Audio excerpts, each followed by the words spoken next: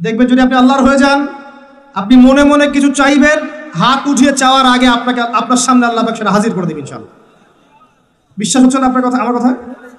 আমার জীবনে শত শতবার এই ঘটনা ঘটেছে। মনে মনে চিন্তা করছি যে এটা দরকার, এটা হলে ভালো হতো, এমনকি এমনও চিন্তা করছি এটা খেতে ইচ্ছা করছে, সামনে গিয়ে দেখে হাজির। একটা কথা আমি মিথ্যা বানিয়ে বলছি না, আল্লাহর কসম। এমনও হয়েছে যে আমি মনে মনে চিন্তা করেছি যে এটা খেতে ইচ্ছা করছে, খেতে পারলে ভালো লাগতো, যেখানে গিয়েছি দেখি সেই বাড়ির মালিক সেটা সার্ভ করেছে। এমন একটা ঘটনা আপনাকে বলি যে আমি এক জায়গায় যাচ্ছি, জিজ্ঞাসা করছি যে কি রান্না করছে, বলছে খিচুড়ি রান্না করছে। ঠিক আছে, খুব খুশি, খিচুড়ি খাবো বাসায় গিয়ে। কোনো একটা কারণে রাস্তায় আমার একটা বিপদ হলো। বিপদ হওয়ার পরে আমি বাসায় যেতে পারলাম না, কোনো একটা জায়গায় আমাকে থাকতে হলো অল্প সময়। সেখানে আমার পরিচিত তিনি ভাই, সে আমাকে বলছে কিছু খেয়ে নেন। ঠিক আছে, কি আছে নিয়ে আসা।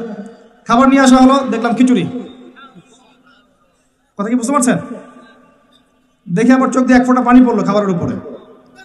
যে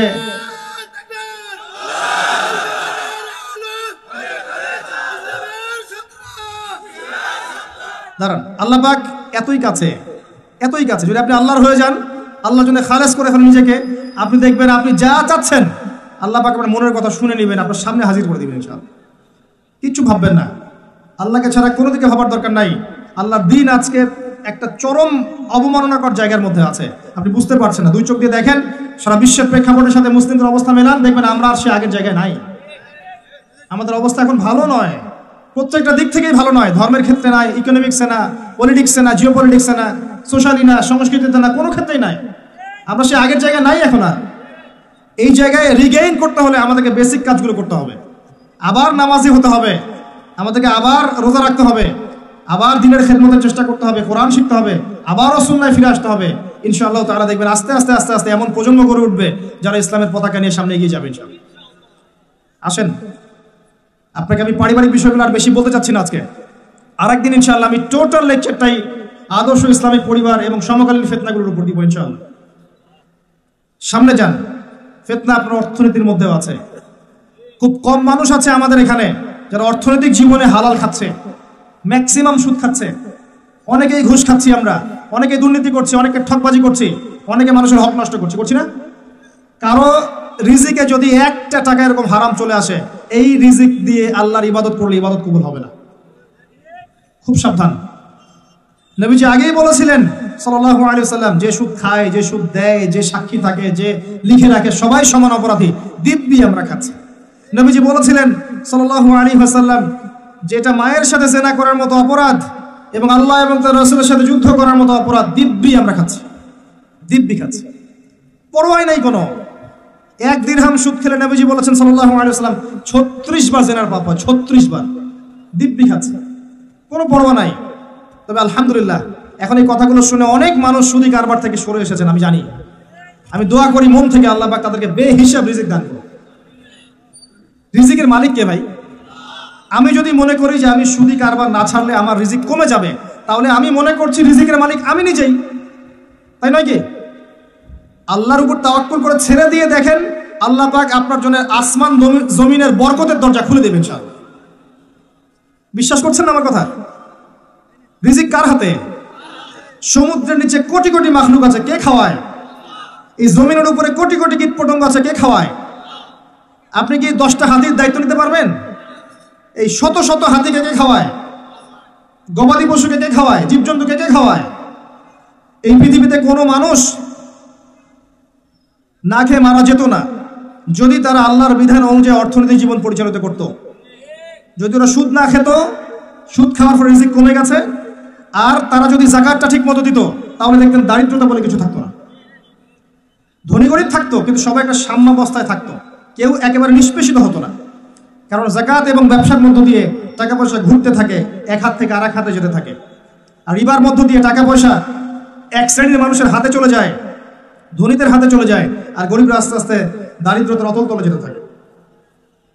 আপনার অর্থনৈতিক জীবন ঠিক নাই, দেখবেন এখানে ফিতনার শেষ নাই। অন্যদিকে আসেন, আপনি সামাজিকভাবে দেখেন, সামাজিক জীবনে ফিতনার শেষ নাই। খেয়াল করে দেখেন আত্মীয়তার সম্পর্কগুলো নষ্ট হয়ে যাচ্ছে। খেয়াল করে দেখেন এখন টাকার জন্য সন্তান বাবাকে হত্যা করে, সন্তান মাকে হত্যা করে, ভাই ভাইকে হত্যা করে, বোন বোনকেও হত্যা করছে। প্রতিবেশীর হক আমরা দিতে পারছি না, আত্মীয়তার হক দিতে পারছি না, জমি নিয়ে দ্বন্দ্ব, বাড়ির সীমানা নিয়ে দ্বন্দ্ব, ব্যবসা নিয়ে দ্বন্দ্ব, দ্বন্দ্বের শেষ নাই। এটা সোশ্যাল জীবনে হচ্ছে।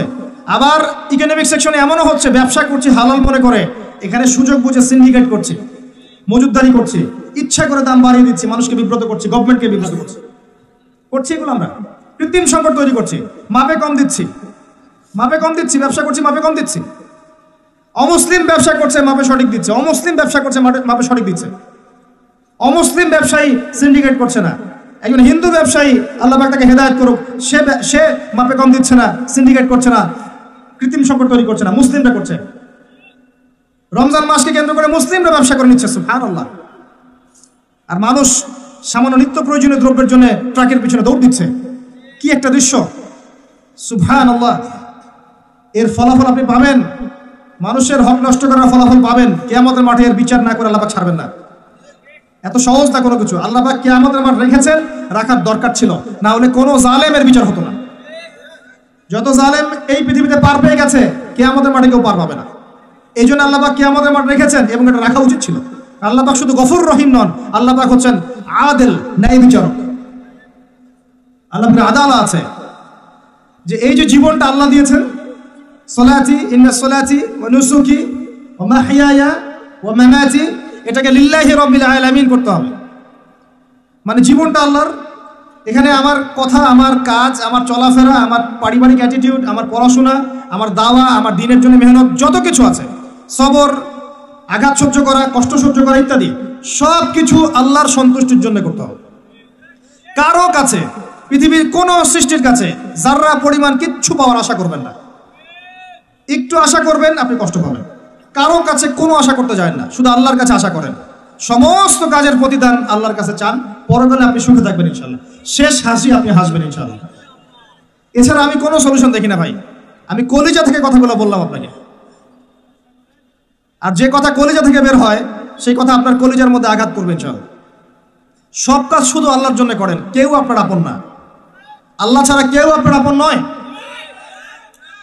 আপনি ভুল করবেন যদি আপনি অন্য কাউকে আপন মনে করেন। আপনার পলিটিক্যাল লিডার, আপনার প্রশাসনের স্যার, আপনার পরিবারের স্ত্রী, আপনার সন্তান, হাবি যা যা আছে, যদি মনে করেন আমার আপনজন, আপনি ভুল করবেন। সবাই সবার স্বার্থ চেনে, সবাই সবার স্বার্থ চেনে। শুধু আল্লাহ আপনাকে নিঃস্বার্থভাবে ভালোবাসেন, আল্লাহ পাক স্বার্থ চান না।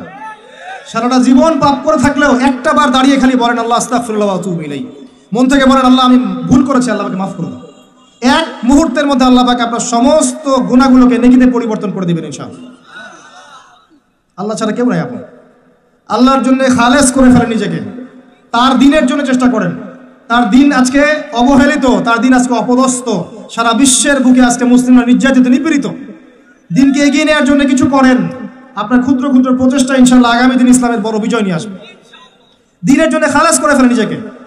আপনার সময় আছে এখন, জ্ঞান অর্জন করেন, জ্ঞান অর্জন করেন, পড়াশোনা করেন, আলেম ওলামার কাছে গিয়ে ক্লাসিক্যাল বইগুলো পড়েন, প্রজেক্ট রেডি করেন, দাওয়াতি কাজ করেন, বই লিখেন, বক্তব্য দেন, দিনের জন্য করেন।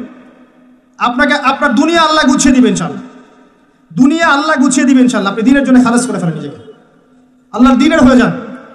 এবং দুনিয়ার যে কাজগুলো করবেন শুধু আল্লাহ সন্তুষ্টির জন্য করবেন, কারো কাছে কিচ্ছু পাওয়ার আশা করবেন না। দেখবেন ইনশাআল্লাহ আপনি সুখে থাকবেন।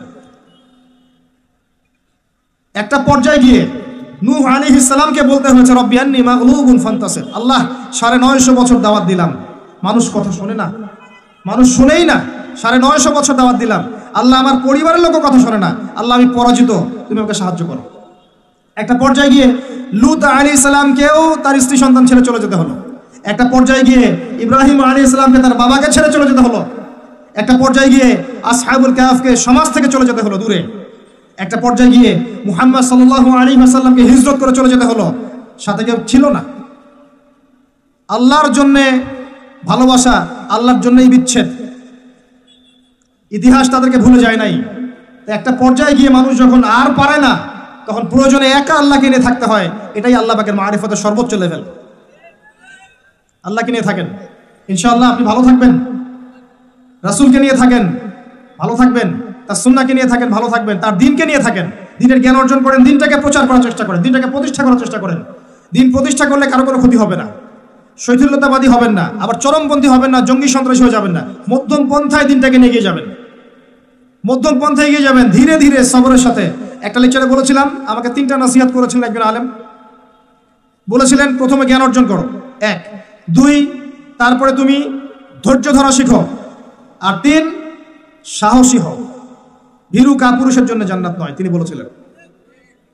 অতএব এভাবে চিন্তা করলে আপনি ইনশাআল্লাহ দুনিয়াতে ঠকবেন না, বা দুনিয়াতে ঠকলেও পরকালে আপনি জিতবেন ইনশাআল্লাহ। পরকালে আল্লাহ পাক আপনার প্রতিটা কষ্টের প্রতিদান দিবেন ইনশাআল্লাহ আযজা ওয়া জাল্লা।